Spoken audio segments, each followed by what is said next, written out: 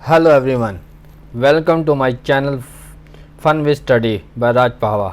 हमने अभी तक चैप्टर 1 इंट्रोडक्शन टू अकाउंटिंग और चैप्टर 2 बेसिक अकाउंटिंग टर्म्स को पढ़ा और समझा।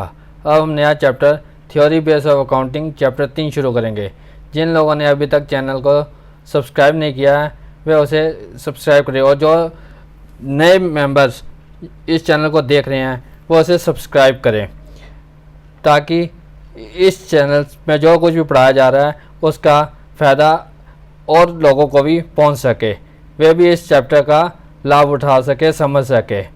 तो स्टार्ट करते हैं नया chapter theory base of accounting.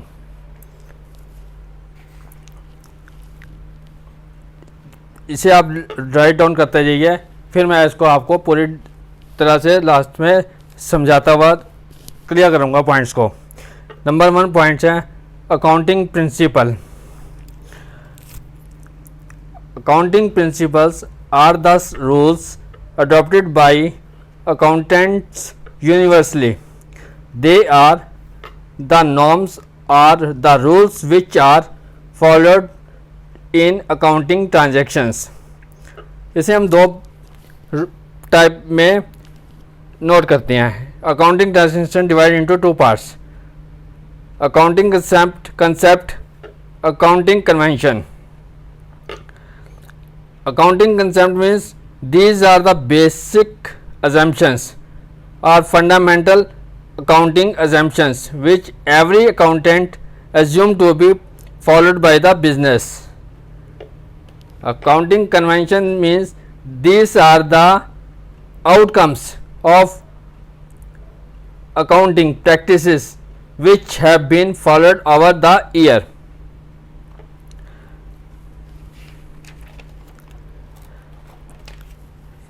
पहला रूल्स हमारा क्या आता है, अकाउंटिंग प्रिंसिपल। क्या कहता है वो कि अकाउंटिंग प्रिंसिपल क्या है?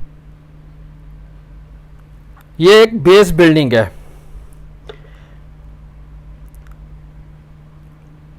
ये एक बेस बिल्डिंग है, यहीं से हमारा अकाउंट्स का बेस शुरू होता है, जिसे हमें अच्छी तरह से समझना ज़रूरी है। अकाउंटिंग में कुछ रूल्स होती हैं जिसे सभी अकाउंटेंट फॉलो करते हैं। ये रूल्स पूरे वर्ल्ड में सभी अकाउंटेंट द्वारा फॉलो किए जाते हैं। अकाउंटिंग प्रिंसिपल्स की 2 कैटेगरी हम बनाते हैं, एक है अकाउंटिंग कंसेप्ट और दूसरी है अकाउंटिंग कन्वेंशन। अकाउंटिंग कंसेप्ट में ये कुछ बेस असम्पशंस होती हैं। ये मान के चला जाता है, ये मान लिया जाता है कि बिजनेस चलेगा और अपना रूटीन सेल परचेज ये चीज़ें हमारी अजूम मानी हुई हैं कि ये जो बिजनेस में होती रहती हैं और चलती रहेंगी। इसे फंडामेंटल अकाउंटिंग भी कहते हैं। और अकाउंटिंग कन्वेंशन वह है जो एक प्रथा के रूप में हो जाती है। प्रथा मीन्स कि वर्षों से एक मेथड चला आ रहा है, बस उसे को हम फॉलो करते आ रहे हैं।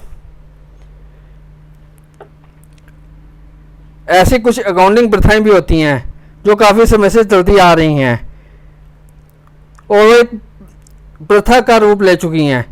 इसे हम अकाउंटिंग कन्वेंशन कहते हैं, जिसे हम आगे अभी इस डिटेल में और स्टडी करेंगे और इसको क्लियर करेंगे।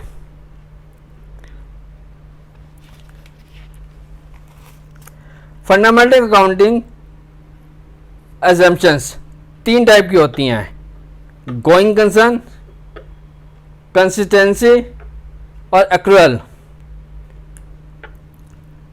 Going concern means business will continue for a foreseeable future and there is no intention to close the business.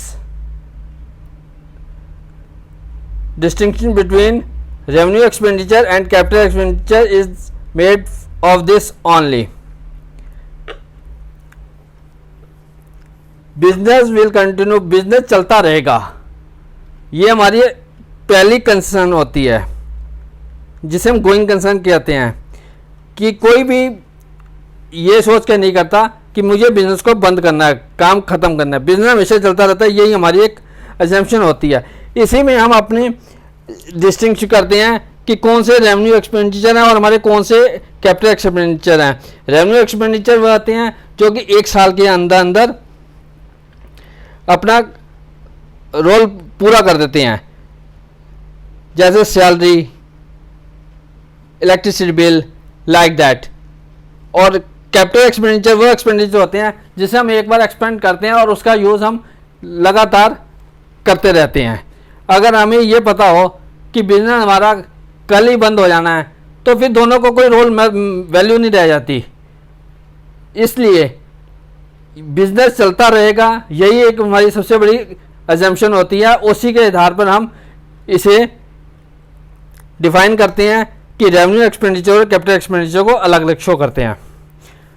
Consistency, according to this assumption accounting practices once selected and adopted should be applied consistently year after year. The accounting practice may be changed only if law requires, if accounting standards require for better presentation of financial statement. It means कि जो हमने अपने कोई rules adopt किए हैं उसी rules के हिसाब से हमारे यहाँ अकाउंट्स मेंटेन होता रहता है, कंसिस्टेंसीज में बनी जाती है, एक जैसा सिस्टम, यूनिवर्सल सिस्टम बना रहता है, यूनिफॉर्म जैसे होती है वैसे ही एक सिस्टम फॉलो करते हैं हम। ये चेंज भी हो सकता है, फ्लेक्सिबल भी हो सकता है, लेकिन उसके लिए वो तभी हो पाएगा जब लॉ कोई रिक्वायर करता है। जब लॉ कहता है कि ये चीज़ अब ऐसे नहीं ऐसे होगी, तब हम उसमें कुछ चेंजेस कर सकते हैं। या हमारे अकाउंट्स में जब हेड ऑफ द डिपार्टमेंट या पूरा टोटल सिस्टम किसी चीज़ को अप्रूव करता है कि इसमें कुछ चेंजेस होने चाहिए, तो हम उसके अकॉर्डिंग उसमें कुछ चेंजेस ला सकते हैं। या हम अपने रिजल्ट को, कंपनी की परफॉर्मेंस को बेटर दिखाने के लिए उसमें कुछ अजम्पशन मान सकते हैं, उसमें कुछ चेंजेस कर सकते हैं। Actual transactions are recorded when they are entered into, not when the settlement take place. Actual का मतलब कि हमने जब भी कोई बिजनेस में ट्रांजैक्शन की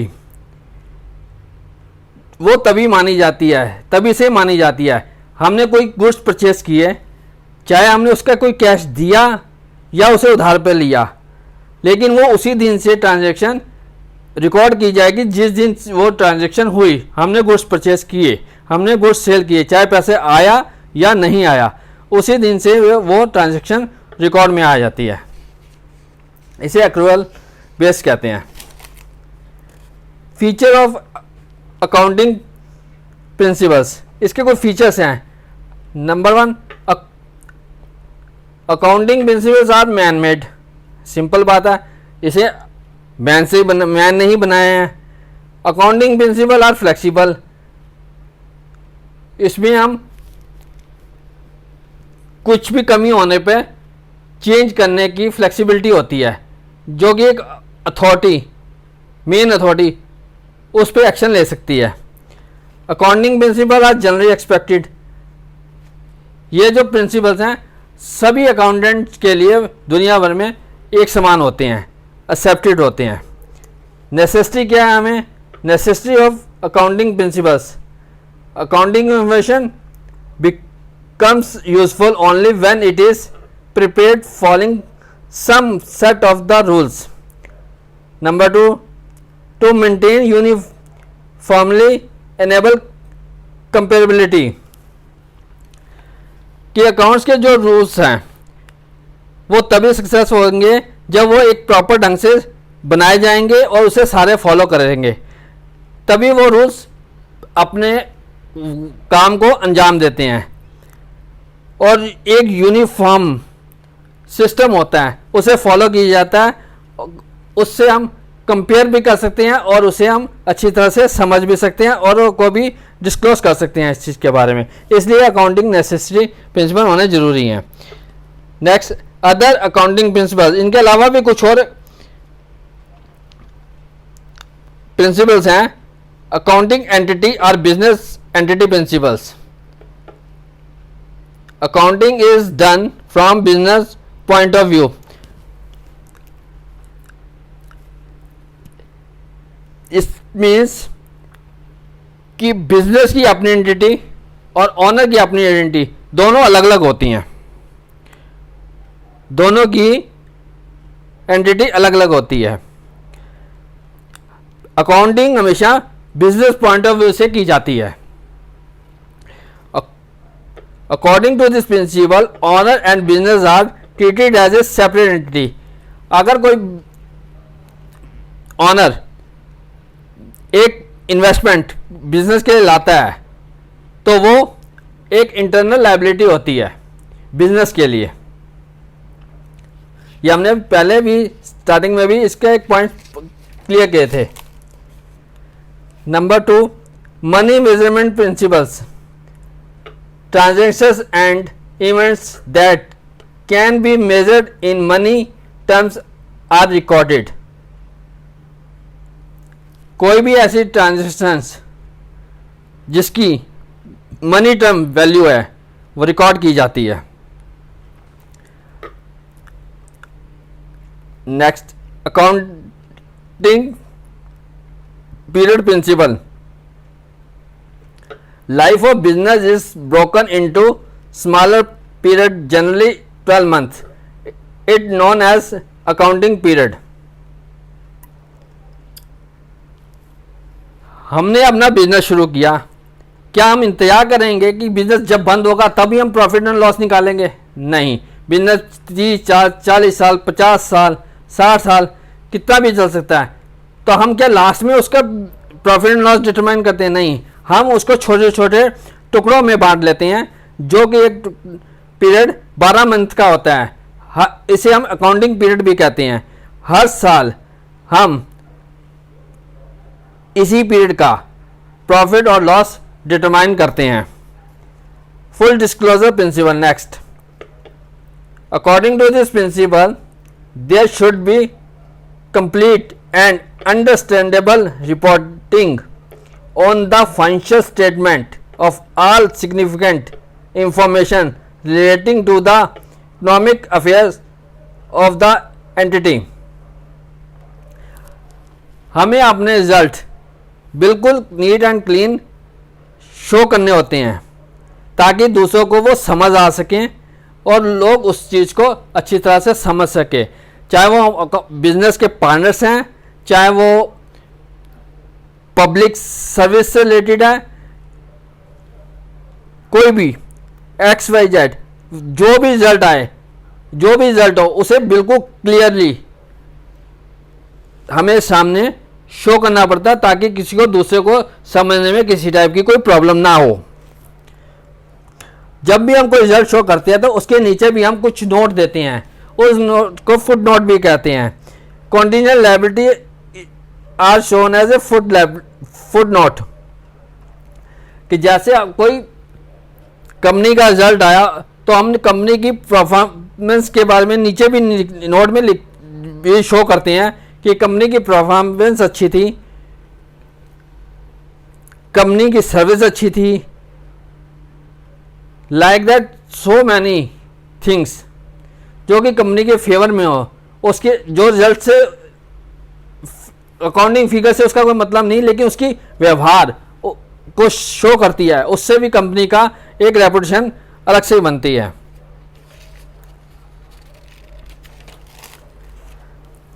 Materiality principle.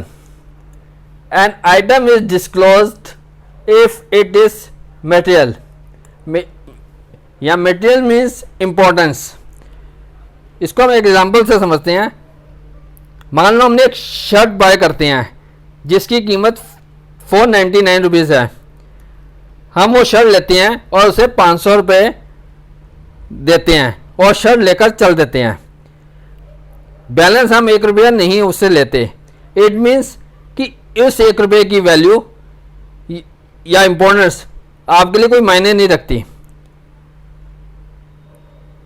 दूसरा एग्जाम्पल हम देते हैं। मान लो 2 व्यक्ति हैं, एक बहुत अमीर है और एक बहुत गरीब है। उन दोनों का 100 का नोट गुम हो जाता है। अमीर आदमी को 100 का नोट खोने से कोई खास फर्क नहीं पड़ता, लेकिन गरीब आदमी के लिए 100 रुपये बहुत वैल्यू रखता है। और बट एक्चुअल में देखा जाए तो 100 के नोट की वैल्यू तो सेम है, चाहे वो अमीर के पास है चाहे वो गरीब के पास है। सिर्फ उसकी इम्पोर्टेंस, वैल्यू और उसकी जगह को देखकर चेंज हो जाती है। उसकी इम्पोर्टेंस हर जगह पे अलग अलग होती है। Next, cost concept.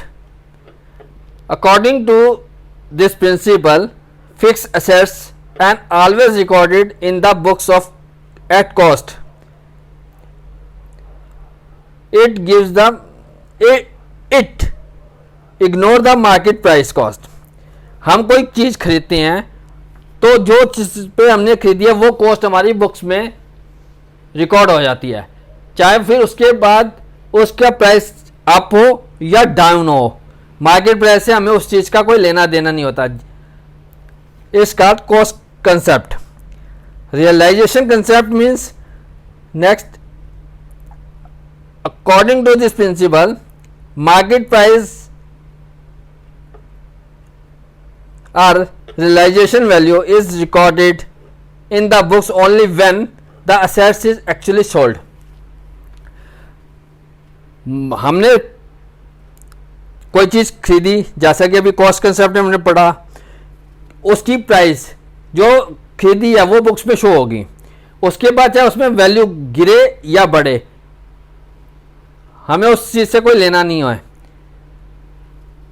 हम उसे तब इफेक्ट करेंगे जब हम उस चीज़ को एक्चुअल में सेल कर देंगे। अगर तो हमने प्रॉफिट में बेची होगी तो हम प्रॉफिट दिखाएंगे, अगर हमने उसे प्राइस कम पे बेचा होगा तो हम उसे कम पे शो करेंगे। लेकिन जिस रेट पे बेचेंगे वो तभी शो होगी जब हम उस प्रोडक्ट को एक्चुअल में सेल कर देंगे, तो वो रियलाइजेशन में शो की जाएगी।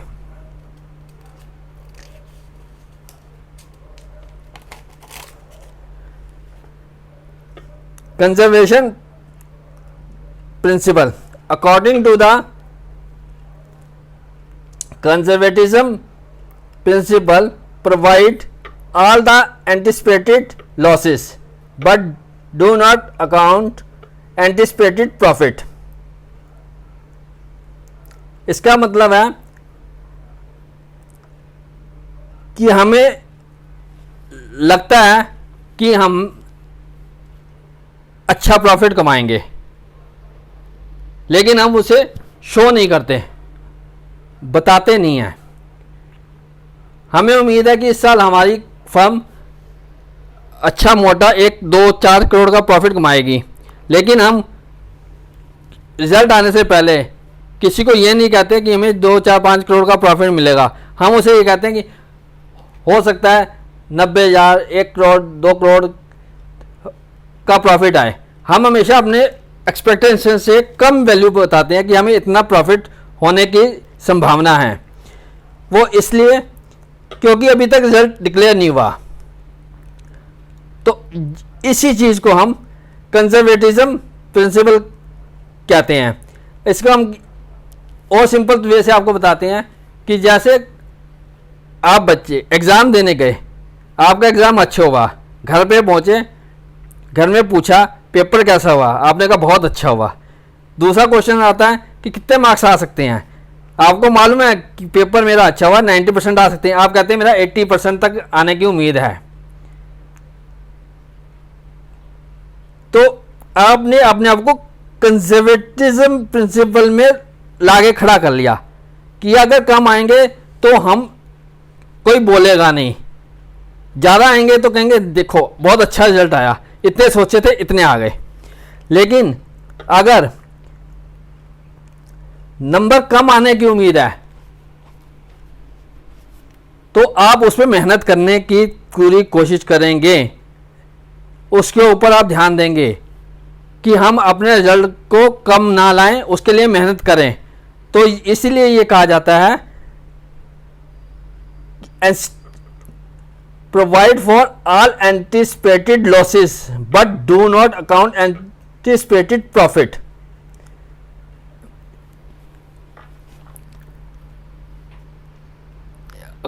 अकाउंटिंग भी कंजर्वेटिज्म अप्लाई करती है। अगर उसे लॉस होने की आशंका होती है तो वह रिकॉर्डिंग करता है, अगर उसे गेन होने की संभावना होती है तो वो रिजल्ट को शो नहीं करता। इसका एक सबसे बड़ा एग्जांपल है provision for doubtful debts. Suppose हमारे बहुत सारे डेटर्स हैं। डेटर्स आप जानते हो कि हमने जिनको माल बेचा हमें उनसे पेमेंट नहीं है, वो हमारे डेटर्स कहलाते हैं।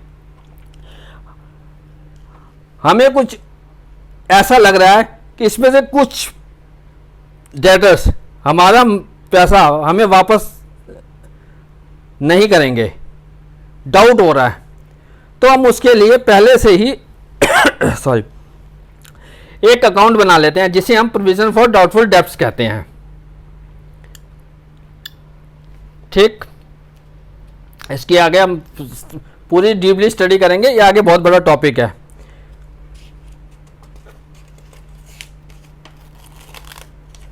Matching principle next. According to this principle expenses incurred to earn the revenue should be recorded as expense in the same year। इसका क्या मतलब है? इसका मतलब यह है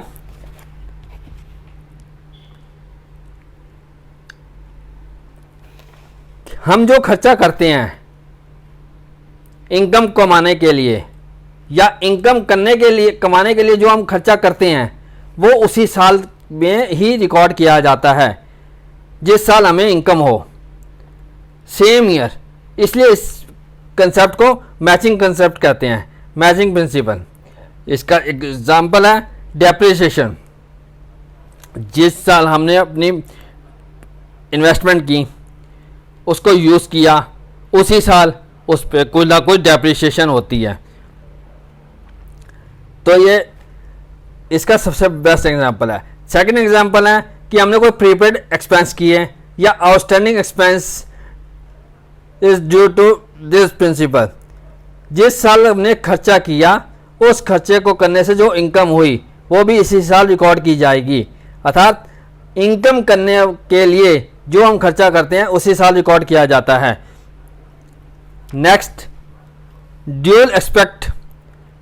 every transaction has two aspects, debit and credit. हम कोई भी ट्रांजैक्शन करते हैं उसके दो पहलू होते हैं, उसका असर दो जगह पड़ता है, डेबिट और क्रेडिट। आगे हम इक्वेशंस करेंगे नेक्स्ट चैप्टर में, उसमें ये पूरा स्टडी टॉपिक है बहुत बड़ा, उसमें हम इस पॉइंट्स को अच्छी तरह से समझेंगे। उसमें फॉर्मूला लगेगा assets equal capital plus liabilities. Revenue receipt record. According to this principle, revenue is recorded when the right to receive is established.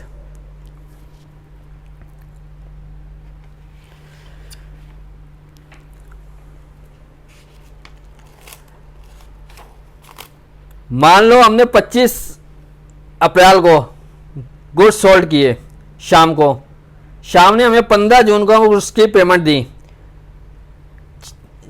तो हम क्या रिकॉर्ड करेंगे? जब पेमेंट आई जो या जब हमने सेल किया, तो जैसे हमने गुड्स सेल किया तभी रेवेन्यू रिसिप्ट हो गई। इट मीन्स कि जैसे ही जिस डेट को हमने माल बेचा, पैसे आए या नहीं आए, हमारी रिसिप्ट रिकॉर्ड में चली गई। Verification objective concept.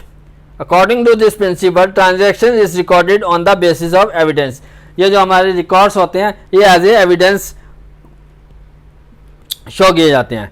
तो हमने अभी ये टॉपिक को ऑलमोस्ट कवर कर लिया है। नेक्स्ट टॉपिक हमारा शुरू होगा न्यूमेरिकल के साथ, जिसमें थोड़ी थ्योरी और थ्योरी न्यूमेरिकल से शुरू हो जाएगा और आगे सारा फिर थ्योरी और न्यूमेरिकल दोनों चलते रहेंगे। अब एक बार इसे रिपीट कर लेते हैं कि अकाउंटिंग प्रिंसिपल क्या है।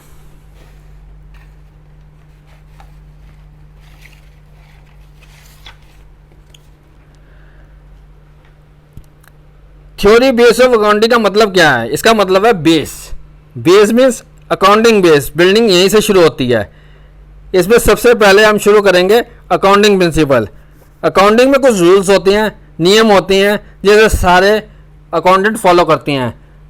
पूरी दुनिया में ये रूल्स फॉलो किए जाते हैं। अकाउंटिंग प्रिंसिपल को हम दो कैटेगरी में बनाते हैं, अकाउंटिंग कंसेप्ट और अकाउंटिंग कन्वेंशन।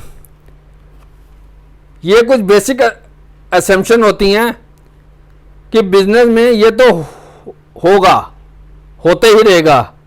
इसे फंडामेंटल अकाउंटिंग असम्पशन भी कहते हैं। और अकाउंटिंग कन्वेंशन क्या है? प्रथा। कुछ अकाउंटिंग प्रथा ऐसी हैं जो काफ़ी समय से चलती आ रही हैं, वो एक प्रथा बन गई हैं, उसे अकाउंटिंग कन्वेंशन कहते हैं। इसे हम तीन पार्ट में फंडामेंटल को डिवाइड करते हैं, ऑनगोइंग कंसर्न, कंसिस्टेंसी और एक्रूअल। ऑनगोइंग कंसर्न मीन जब अकाउंटेंट बिजनेस की अकाउंटिंग करता है तो उसे लगता है कि बिजनेस तो चलता ही रहेगा। और कंसिस्टेंसी में मैं एक पॉलिसी को अडॉप्ट करता हूं सपोज, और ये मान लेता हूं कि अब कंपनी इसी पॉलिसी को कंटिन्यू अप्लाई करती रहेगी। इसे कंसिस्टेंसी कहते हैं।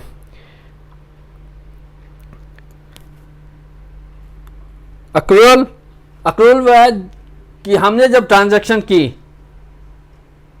तो चाहे उसमें हमें पेमेंट मिली या नहीं मिली, हमने दी या नहीं दी, लेकिन वो ट्रांजैक्शन इवेंट्स होने पर होते ही वो बुक्स में रिकॉर्ड हो जाती है।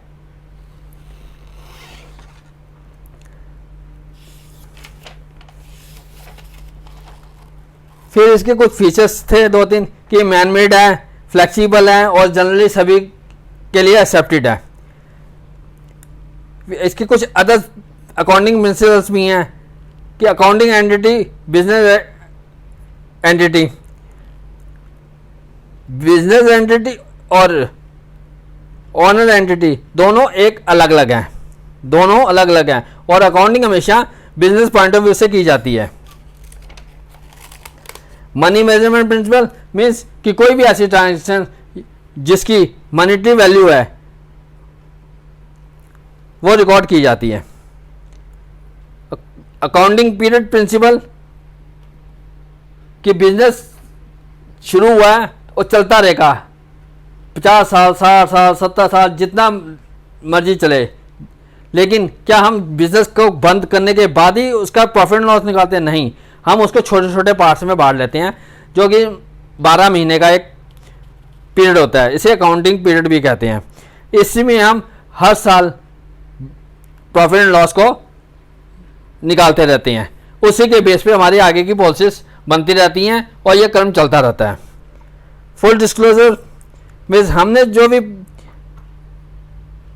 रिकॉर्ड्स बनाया है उसे हम कंप्लीटली अंडरस्टैंडेबल रिपोर्टिंग करनी ही पड़ती है फाइनेंशियल स्टेटमेंट की, कि वो किसी को भी समझ आ सके और उसको वो अच्छी तरह से फॉलो कर सके, जिससे कंपनी